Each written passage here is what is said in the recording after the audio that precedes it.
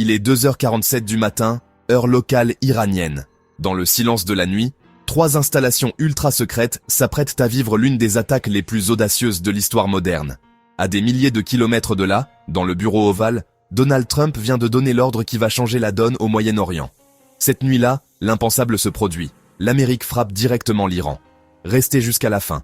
Il y a les nouvelles de la riposte lourde iranienne. Voici l'histoire de ces heures qui ont basculé l'équilibre géopolitique mondial. Tout commence par un simple coup de téléphone. Trump, après des heures de réunion avec son Conseil de sécurité nationale, prend la décision la plus lourde de conséquences de son mandat. « Nous y allons », annonce-t-il sobrement à ses généraux. Depuis des porte-avions positionnés stratégiquement dans le golfe Persique et des bases militaires ultra secrètes, les forces américaines se mettent en mouvement. Objectif, 3 installations que l'Iran croyait intouchables. Mais ce n'est pas n'importe quelle attaque. Trump sait qu'il vient de franchir une ligne rouge que même ses prédécesseurs n'avaient jamais osé traverser. En donnant cet ordre, il signe l'arrêt de mort de toute diplomatie avec Téhéran. L'annonce officielle tombera quelques heures plus tard, glaciale dans sa simplicité. Nous avons mené une attaque réussie sur 3 sites en Iran. Nos avions sont rentrés sains et saufs. Mais quelles sont ces 3 cibles qui valèrent de risquer une guerre mondiale? Première cible, Fordow. Imaginez un bunker creusé à 90 mètres sous terre, dans la roche pure d'une montagne. C'est ici que l'Iran cache ses centrifugeuses les plus sophistiquées, celles qui transforment l'uranium en combustible nucléaire. Un labyrinthe souterrain que les Américains surnomment la forteresse imprenable. Deuxième cible, Natanz. Le cœur battant du programme nucléaire iranien. Ici, des milliers de centrifugeuses tournent jour et nuit dans un balai hypnotique et mortel. Troisième cible, Ispahan, le cerveau de l'opération, où les scientifiques iraniens peaufinent leurs recherches les plus secrètes.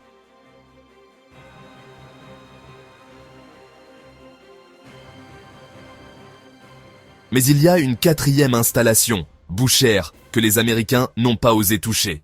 Pourquoi? Parce que des techniciens russes y travaillent. Même Trump ne veut pas déclencher la 3e guerre mondiale. Pas encore. Dans l'obscurité totale, ils arrivent. Les bombardiers B-2 Spirit, ces fantômes de 2,2 milliards de dollars pièce, glissent silencieusement à 12 000 mètres d'altitude. Invisibles au radar, ils portent dans leurs soutes les bombes les plus destructrices jamais conçues, les GBU-57. Chaque bombe pèse 14 tonnes. Elles tombent en silence, guidées par satellite avec une précision chirurgicale. Leur mission, percer jusqu'à 60 mètres de béton armé et de roches pour atteindre les entrailles de l'Iran. L'impact est titanesque. Le sol tremble sur des kilomètres à la ronde. Dans les bunkers, c'est l'apocalypse. Mais ont-elles vraiment atteint leur cible? Car Fordow, la plus importante des installations, semble avoir résisté. Ses concepteurs avaient prévu l'impensable. Si cette forteresse souterraine tient bon, alors toute l'opération de Trump pourrait n'être qu'un coup d'épée dans l'eau. À Téhéran, dans les salles de crise, c'est l'effervescence. Les mollahs et les généraux des gardiens de la révolution planifient leur riposte. Pour la première fois depuis le début de cette escalade, ils vont frapper directement depuis le sol iranien. La 19e vague de représailles est lancée. Des drones de combat décollent dans la nuit iranienne, cap sur Israël. Temps de vol estimé, 6 à 7 heures. Assez pour que Tel Aviv se réveille dans l'angoisse. Mais cette attaque cache une stratégie plus subtile. L'Iran teste les défenses israéliennes tout en préservant ses armes les plus redoutables, les missiles hypersoniques. Car la vraie cible, ce ne sont pas les villes israéliennes, ce sont les bases américaines du Pacifique où dorment les bombardiers B-2. En Israël, c'est la panique. Yasser Air, le principal site de réservation de vol du pays, vient de s'effondrer sous les connexions. Des milliers d'Israéliens tentent désespérément de fuir vers l'Europe, les Émirats, n'importe où, loin de cette poudrière. « Je n'ai jamais vu ça », confie un employé de l'aéroport Ben Gourion. Même pendant la guerre du Golfe, les gens n'étaient pas aussi paniqués. Les serveurs informatiques saturent. Les lignes téléphoniques sont embouteillées. L'exode a commencé. Celui de ceux qui ont les moyens de partir avant que les missiles iraniens ne pleuvent sur leur pays. Dans les rues de Tel Aviv, l'atmosphère est électrique. Chacun sait que la riposte iranienne ne sera pas symbolique cette fois. Trump vient de leur offrir sur un plateau l'excuse parfaite pour déchaîner leur arsenal. Mais l'Iran fait face à un casse-tête stratégique.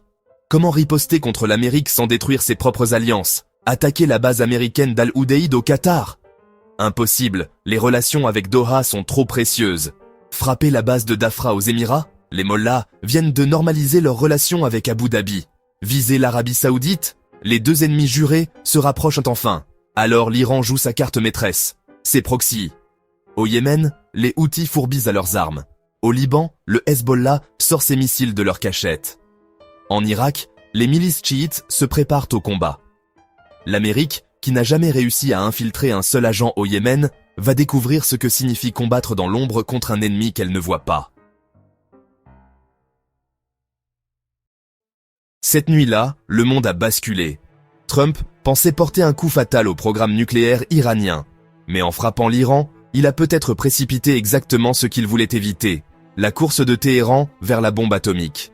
Car si Fordow a survécu, si les centrifugeuses tournent encore dans les profondeurs de la montagne, alors l'Iran pourrait bien annoncer dans les prochaines heures ce que le monde redoute le plus, qu'il est désormais une puissance nucléaire. Les dés sont jetés. Dans quelques heures, les drones iraniens atteindront Israël. Les proxys de Téhéran se réveilleront. Et l'Amérique découvrira que parfois, frapper le premier ne garantit pas la victoire. L'histoire de cette nuit ne fait que commencer. Et vous venez d'en être les témoins privilégiés.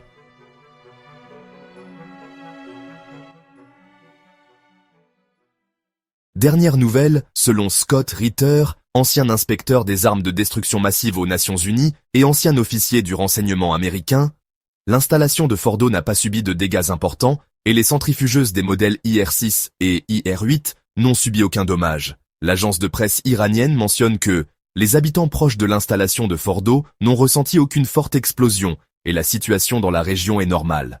Mariv, une salve lourde composée de 40 missiles, a été lancée depuis l'Iran en direction d'Israël.